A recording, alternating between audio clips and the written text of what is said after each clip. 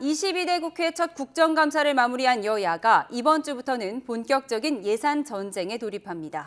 더불어민주당은 김건희 여사와 관련된 사업들을, 국민의힘은 이재명 대표의 대표적 공약 관련 예산들을 송곳 검증하겠다며 벼르고 있습니다. 국회 연결을 자세히 알아봅니다. 이준엽 기자, 예산 전국에서도 극한 대치는 되풀이될 전망이라고요? 네, 내일 예정된 예산안 시정연설부터 여야 간 냉기류를 그대로 보여줄 것으로 보입니다. 박근혜 정부 이후 11년 만에 처음으로 윤석열 대통령은 불참하고 한덕수 국무총리가 연설을 대독하는 방향으로 가닥이 잡혔기 때문입니다. 이어 오는 7일에서 8일까지 진행될 예산결산특별위원회 종합정책 질의에서는 여야의 본격적인 삿바 싸움이 시작될 전망입니다. 여당인 국민의힘은 667조 원 규모의 내년도 정부 예산안 사수를 다짐하고 있습니다.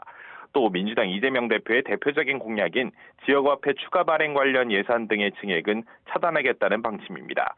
반면 민주당은 검찰 특수활동비를 비롯한 정부 주요 사업에 대폭 감액을 벼르고 있습니다.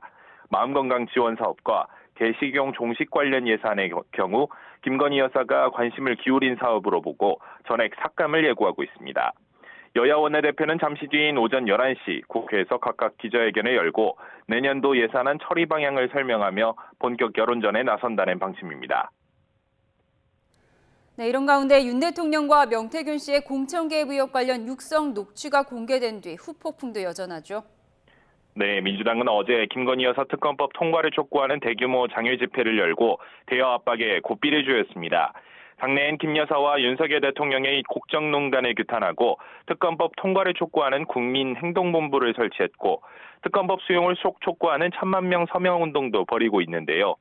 오는 14일 세 번째 김 여사 특검법 본회의 처리에 나서 윤 대통령이 제의 요구를 행사하더라도 이번 달 안에 재표결에 붙이겠다는 방침입니다. 민주당 내에선 윤 대통령의 육성이 담긴 통화 내용이 공개된 만큼 이번에는 지난번 두 번째 특검법 재표결 당시에 4표 이탈표를 넘어 추가 이탈도 있을 거라고 기대하는 분위기입니다.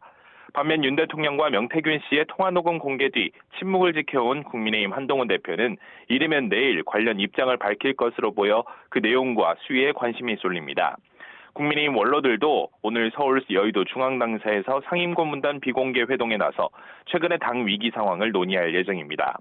다만 당 차원에선 야권의 공세는 이재명 대표의 방탄과 윤 대통령 탄핵이 목적이라고 보고 맞대응하고 있는데요. 국민의힘은 어제 민주당이 장외투쟁이 이번 달 연이어 1심 선고가 예정된 이재명 대표의 맞춤형 방탄 집회라고 날을 세웠습니다. 지금까지 국회에서 전해드렸습니다.